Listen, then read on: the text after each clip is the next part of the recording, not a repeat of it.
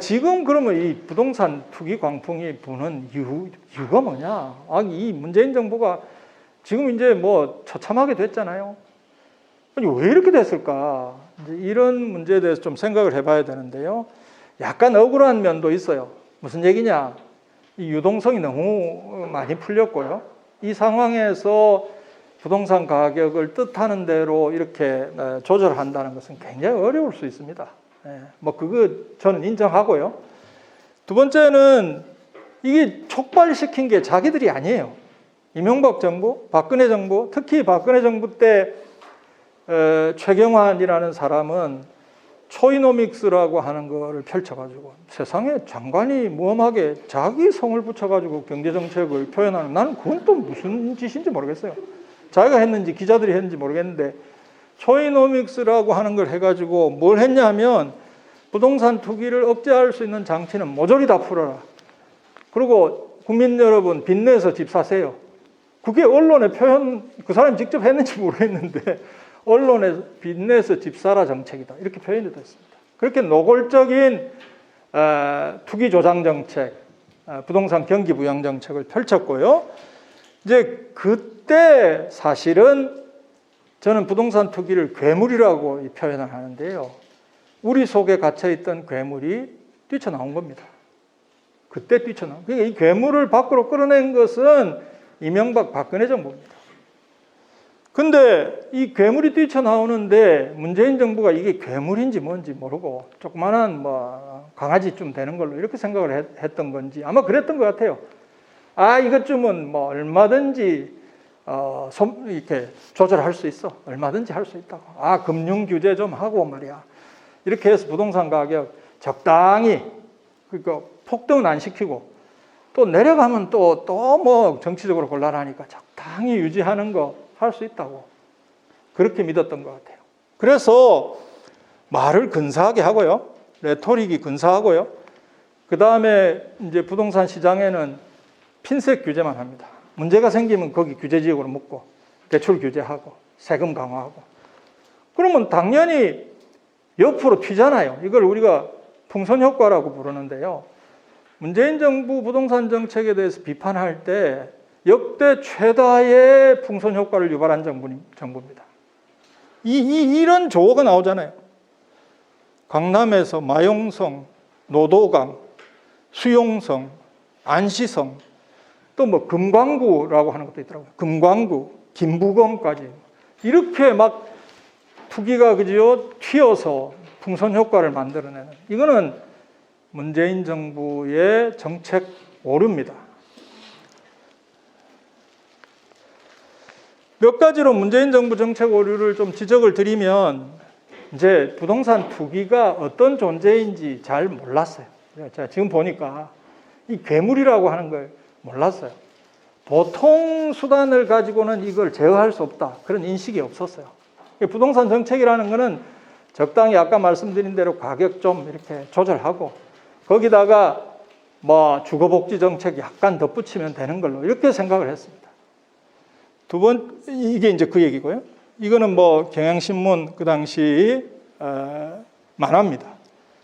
뭐 당시 부동산 부자들, 재벌들 뭐 이런 사람들이 불로소득 주도 성장 만세 하고 이렇게 외치는, 저는 만화가들이 경제학자 100명보다 훨씬 더 똑똑하다고 생각합니다. 그리고 뭐 투기를 유발하는 이율배반적인 정책 펼쳤죠. 대통령 공약 가운데 연간 10조 원씩 50조 원을 투입해가지고 도시 재생 사업을 하겠다. 전국에 지금 뭐 도시 문제로 돈을 뿌리겠다. 이 50조가 엄청난 돈이잖아요. 그런 정책을 했고요. 그 다음에 이거 이제 그 이후에 굉장히 문제가 됐던 임대주택 등록제를 시행을 해가지고 아무리 뭐 주택을 투기를 하고 해도 임대사업자로 등록만 하면 재산세 안 내, 종부세 안 내, 양도소득세 안 내, 뭐 이거 세금 뭐 거의 대부분 면제받는 이런 특혜를 주었습니다. 지금은 많이 개선을 하긴 했지만 그래도 이 특혜를 받는 주택 수가 뭐 누구 말로는 160만 호가 아직 있다는 거 아닙니까? 그리고 이 중요한 건데요. 이 노무현 정부가 그렇게 중시했던 이 부동산 보유세, 이거를 안 하려고 왜 그렇게 애를 썼는지 모르겠어요. 정부 출범 선거 며칠 전에 그 캠프 정책 담당자가 나와가지고 기자회견을 하면서 우리 보유세 강화는 별로 할 생각이 없다, 계획이 없다. 세상에 그런 기자회견이 어디 있어요? 경제정책이 여러 수십 개, 수백 개가 되는데 보유세 강화 정책 할 생각이 없다고. 참 말도 안 되는 그런. 그러니까 이 부동산 시장에 참가하는 사람들, 특히 투기꾼들, 이런 사람들은 그야말로 속된 말로 빠삭하거든요. 이 사람들은 정부의 의지가 어느 정도지를 가늠하는 거를 계속 신경을 써요. 근데 그 기자회견을 보고는 이 정부가 부동산 투기에 아주 강력하게 대처할 생각이 없구나 하고 판단한 겁니다. 이게 굉장히 중요한 거예요. 그 뒤로도 계속해서 이 부동산 불로소득을 근본적으로 차단할 수 있는 이 정책을 안 하려고 무슨 재정개혁특별위원회라는 이상한 민간위원회를 만들어서 청와대 정책실장은 뭐하고 그런 위원회를 만들어가지고 방안을 내놓으라 그러고 내놓으니까 그것도 기재부 장관이라는 사람이 깔아뭉개고 그런 짓을 했어요. 그러니까 문재인 정부가 할 말이 없습니다. 그리고 부동산 정책을 지금까지 25번 발표를 했는데요. 한 20번 정도 할 때까지 이 사람들이 이렇게 얘기를 해요. 이번에 이 정책이 안 먹히면 우리가 카드가 또 많이 있습니다. 이래요. 제가 그걸 보고 저기 정신이 있나 없나 말이에요. 아니 이 정책이 확실합니다. 국민 여러분 안심하세요. 이래도 먹힐까 말까 한데 이거 가지고 안 되면 또 할게요. 그럼 안 먹힌다는 얘기잖아요. 네? 그런 짓을 했어요. 그래서 제가 막 화가 나가지고 칼럼도 쓰고 정신 차리라 그러고 막 좀 혹독하게 했더니 요새는 그 말 안 합니다. 꽉 있다 이런 말 안 해요. 네. 자, 이제 문재인 정부의 그러니까 지금 현재 부동산 투기 강풍의 원인, 문재인 정부는 어떤 책임을 져야 할까?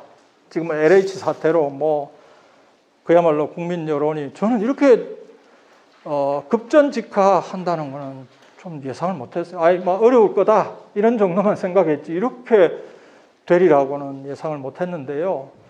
아마 그동안 4년 동안 쌓여있던 것이 이걸 계기로 터져 나오는 것 같습니다. 국민들의 마음은 아마 배신당했다. 그거 아니겠어요? 그래서 제가 언론하고 인터뷰하고 이러면 물어봐요. 앞으로 그럼 어떻게 하면 좋겠습니까? 지금 상황은 속수무책. 그럼 어떻게 하면 됩니까? 제발 아무것도 하지 마라. 가만히 있어라. 그냥 1년 가만히 있어라. 그렇게밖에 얘기를 못 합니다. 정말 진정성 있게 이 문제에 대한 그동안 잘못했던 거에 대해서 반성한다고 머리도 숙이고 했으니 정책이나 제도나 법률 이거 도입하고 그거 되겠습니까? 그냥 앞으로 이렇게 가는 게 맞습니다. 우리는 이렇게 실패했으니까 다음 정부는 이렇게 하지 말고 좀 이 방향으로 가세요라고 물꼬라도 터주는, 그죠? 그런 논의에 물꼬라도 터주는 역할을 문재인 정부가 해주면 좋겠다 하는 생각이고요. 하여간 이 수십 년 동안 우리 한국 정부는 땅을 하여간 팔아먹지 못해서 안달이었어요. 하여간 또 팔아먹고. 근데 제발 앞으로는 국공유지 팔아먹지 마라. 지금 지난번 무슨 대책입니까? 수도권 인근에 남아있는 기존의 국공유지에다가 집을 지어가지고는 분양하겠다. 정신 나간 짓이에요. 안 그래도 국공유지가 부족한데 그걸 지어서 팔아넘겨요? 그럴 수 없는 거죠. 이거는 유지해야 된다고 보고요. 그 다음 2차 대책에서는 서울의 곳곳을 지금 재개발해가지고 이제 고층 아파트를 짓겠다는 거 아닙니까? 고층 아파트의 용적률 높이면 공중공간은 누구 겁니까? 공중공간은 공공의 것이지요. 그럼 국공유지나 마찬가지로 그 공중공간도 지켜나가야 되는 거죠. 그 공중공간을 지킬 수 있는 대안을 내놓고 재개발을 하겠다느니 이렇게 해야 되는데 대안이라고 내놓은 게 공공이 시행하겠다는 거 아니에요. 그 공공이 지금 저렇게 부패한 조직인데 공공이 시행하면 더 문제가 생기죠.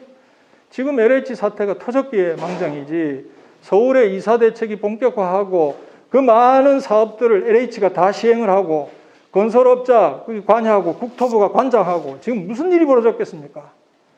저는 최근에 어떤 책에서도 썼습니다마는 차기 정부가 들어서서 해야 될 첫 번째 부동산 정책 과제는 이사 대책을 없던 걸로 철회하는 거다. 그렇게 썼어요. 하도 답답해서.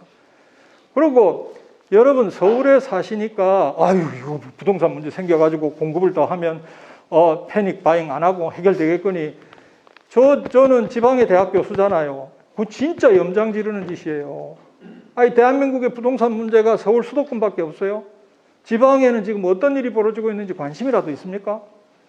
이 이사 대책이라는 게 한 80만 호 이상을 더 공급하겠다는 건데요. 서울 수도권에 62만 호를 하겠다는 거예요. 서울을 지금 고층 아파트 단지로 다 뒤덮겠다는 겁니다. 이게 MB하고 다를 게 뭐 있습니까? 대단히 잘못된 정책이고요.